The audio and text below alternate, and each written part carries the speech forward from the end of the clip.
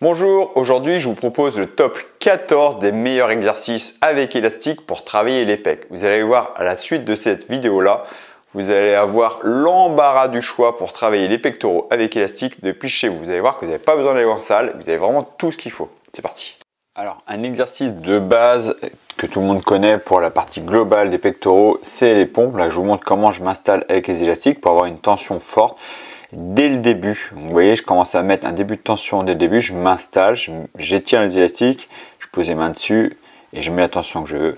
Donc super exercice, un exercice qui est toujours aussi efficace pour les pectoraux. Donc selon l'écartement des bras, selon la flexion des coudes, vous allez cibler plus les triceps.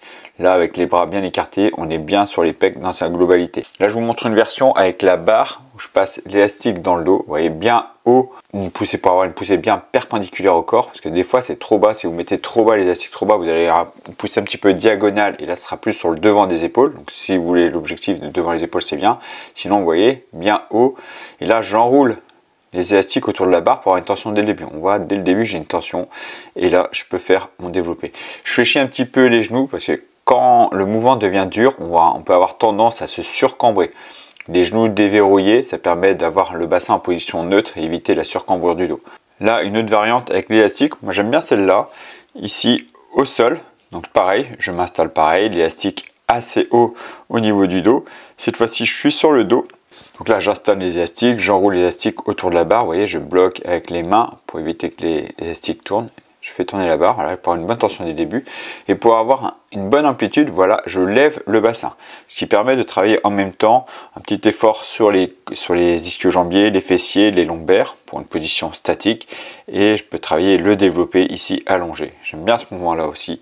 Donc voilà, j'ai une bonne amplitude. Je vais chercher à toucher les coudes au sol. Hop, la barre touche la poitrine et je repousse. Ensuite, voilà, des plus classique fixé à la porte. Moi je préfère les fixer à la porte parce que je peux vraiment jouer sur l'étirement optimal. Je veux m'avancer ou reculer pour avoir vraiment la tension idéale. C'est plus facile pour s'installer.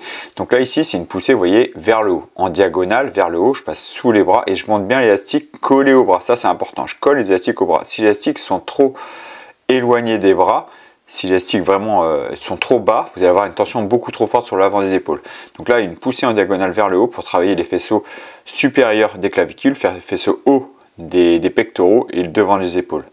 Ensuite, là, un développé, vous voyez, l'élastique plus en hauteur, à peu près hauteur des épaules, vous voyez. Donc là, j'ai une poussée devant moi, perpendiculaire.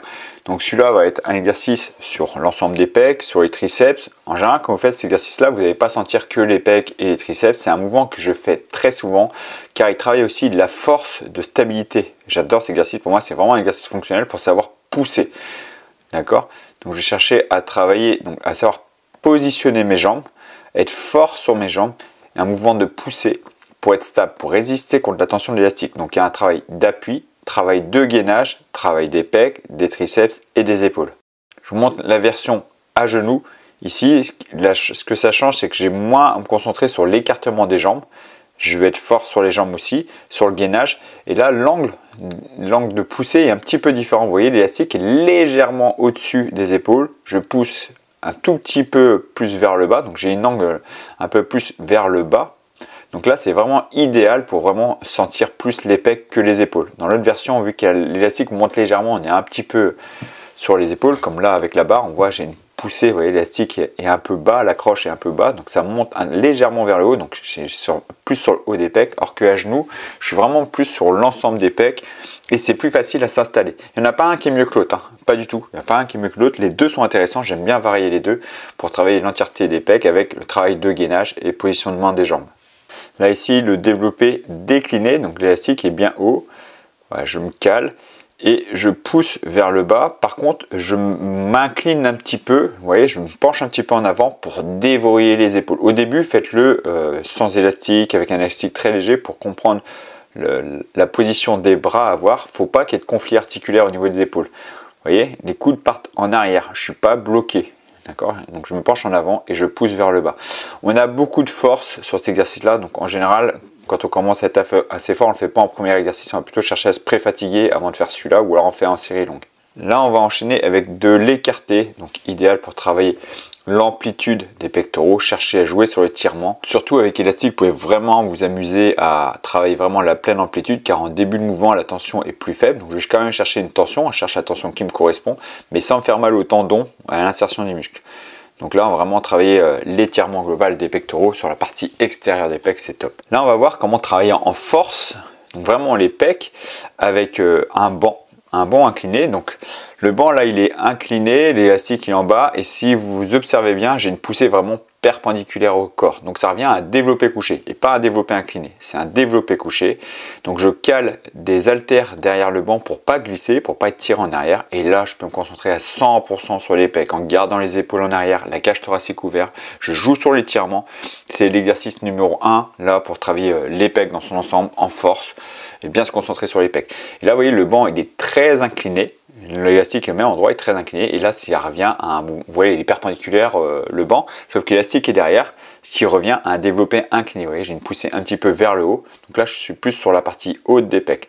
Donc étirement parfait, contraction parfaite, je peux me concentrer vraiment sur les pecs sans me prendre la tête sur la stabilité des jambes. Donc ça c'est vraiment pour travailler en force ou cibler les pectoraux.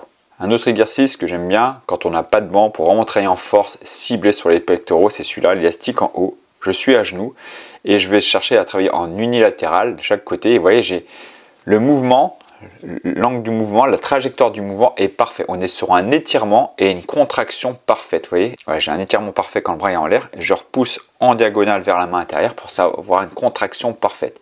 Il y a un léger travail sur les obliques parce qu'il faut résister contre la tension des élastiques. Et vraiment, le mouvement est parfait pour travailler en force sur les pecs, côté gauche et droit. Si on veut augmenter l'accent sur le gainage, voilà, on le fait jambes tendues. Donc je suis un peu soulagé par l'élastique, parce que l'élastique tire en arrière. Donc le gainage un peu plus instable en fait. Ce qui est intéressant, c'est l'instabilité du gainage, travailler sur les obliques en même temps qu'on travaille les pecs.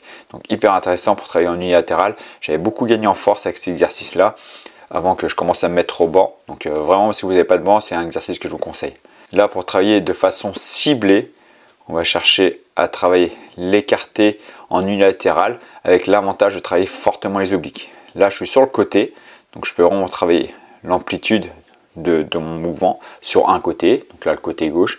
Je vais rechercher la contraction parfaite quand j'amène devant moi. Je cherche vraiment une contraction forte, et vu que je suis en biais, là je vais vraiment travailler l'amplitude idéale et le gainage. Les obliques sont forts. Là, un autre exercice pour travailler le gainage en même temps. L'élastique, la barre est attachée que d'un seul côté. Regardez, la barre est attachée que d'un seul côté. Ce qui fait que je travaille les pectoraux et énormément la sangle abdominale, les obliques. Encore une fois, parce que je suis tiré sur le côté. Là, l'élastique, il est sur la droite. Je suis tiré sur la droite, je dois résister contre la tension des élastiques. Donc, je travaille les pecs et énormément le gainage.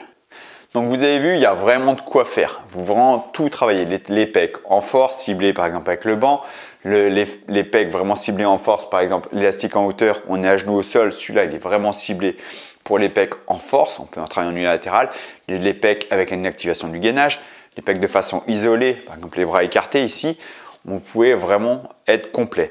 Ne choisissez pas tous les exercices bien sûr, vous choisissez 1 à 2 exercices polyarticulaire, donc avec une flexion extension des bras qui va faire appel aux pecs et les triceps, et peut-être un exercice monoarticulaire qui est plutôt ici, là un mouvement comme ça où là il n'y a pas de flexion extension des bras, ou au pire avec une activation de gainage. Donc ça peut être celui-là de côté, donc là c'est monoarticulaire où on est de côté, un travail de gainage, ou avec la barre qui est pec plus gainage, d'accord. 2-3 exercices, une séance pec, c'est déjà énorme, c'est suffisant, d'accord.